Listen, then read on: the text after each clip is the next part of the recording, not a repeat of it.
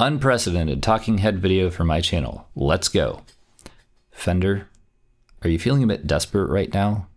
It's kind of obvious. So I wanted to weigh in on the Fender letter situation.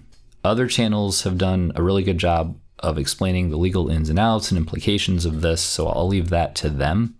I just wanted to offer my perspective since I've done several videos on my channel about my Strats. But to summarize, they won a case in Germany against a Chinese company selling Strat knockoffs by default. In other words, the company didn't show up to the court case, so Fender won just on a technicality. They're acting like this ruling gives them rights to the Strat body shape, which is highly questionable. And now they have sent a threatening letter to builders and retailers demanding they stop selling Strat-style guitars, pay a huge fine, and destroy inventory, which just seems unbelievably extreme. I feel bad for the workers at Fender because this lies solely on leadership and their legal team. So since my channel has featured several Strat videos, I don't want the internet to think that I'm a blind Fender fanboy. I am not happy about this situation. As I was reflecting on the types of videos that I've put out about my Strats, I realized all of them discuss modifications I did to them. And it's like, why did I have to modify all of my Fenders? And I've not modified any other guitar I own, just the Fenders. Maybe that means Fender didn't sell me a good enough guitar from the factory, and I had to take matters into my own hands and fix them. So my 2008 American Standard, I upgraded the bridge to a Vega trem, and I upgraded the tuners to locking tuners, changed the pickups. My 2015 Oiled Ash Limited Edition Stratocaster, I upgraded the bridge to a Vega trem. I upgraded the tuners to locking tuners, and I changed the hardware over to gold, just an aesthetic thing, but I think it looks better than what Fender offered. My 2018 American Professional 2, I also upgraded the bridge to a Vega trem. I upgraded the pickups to lace. I upgraded the string tree, of course, locking tuners as well, and changed the hardware color to black. Lots of modifications to that guitar. I did a whole video on it. And here's my Charvel MJ San Dimas. This is arguably a Strat. It's a Strat body shape and it's owned by Fender. The only modification I did to it was change the Seymour Duncans to EMG 85 SA. And guess what? This is my best Strat. The non-Fender Strat is my best Strat. It plays the best. It has the best bridge. I mean, it's a Floyd Rose.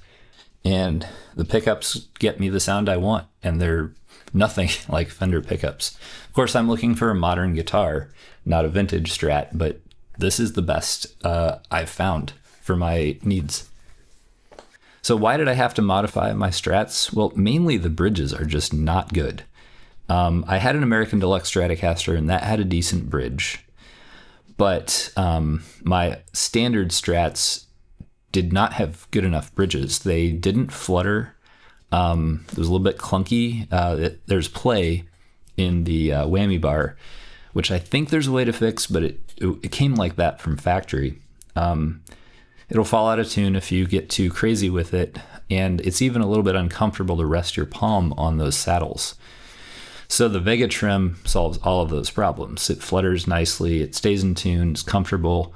There are other aftermarket bridges that also are good. Wilkinson, Hipshot, definitely easy to find replacement Strat bridges that are better than what Fender is offering on their, standard series, or whatever they're calling the standard series now. I also want to mention, when I bought my Oiled Ash Stratocaster, I played a custom shop. $5,000 custom shop Strat. I was really excited to, touch one for the first time, and the action was so high and it played terribly. I actually vowed never to buy a custom shop Fender at that point.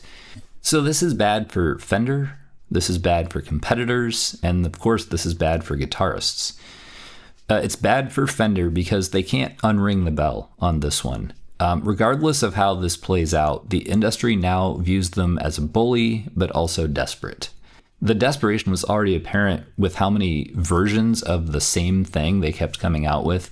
We have right now the American Professional 2, Vintera 3, American Vintage 2, American Professional Classic, American Ultra 2, American Ultra Luxe Vintage, and I think there are more, and that's not even going into the Made in Mexico Strats.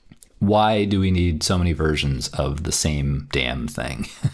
This is bad for competitors because now they have to pay legal fees to fight this ridiculous attack, and they'll be less likely to build Strat-style guitars that have arguably improved on Fender's design.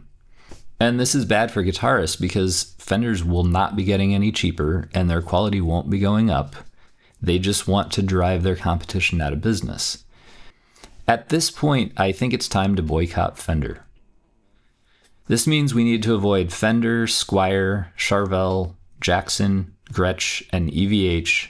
Also, Roland is under the same parent company, so if you want to go to the extra mile, boycott Roland and Boss. So if you're looking for a high-end alternative to a Strat, you can look at Sir, Tom Anderson, James Tyler, Kiesel, PRS, ESP, Ibanez Prestige, Reverend, and I'm sure there are more.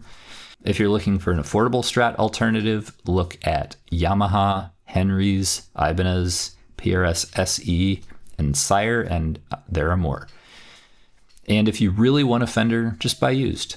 As for me, I won't be buying any more Fender products. I'm actually kind of excited about the Strat alternatives that are available. In fact, I'm kind of interested in an Ibanez AZ right now. I'm definitely not going to show my Strats in any more videos. Should I sell them? I don't think that accomplishes anything. All right, that's all I have to say about that. Please let me know your thoughts. Thanks for watching, and make sure to check out Evade the Eye on streaming services.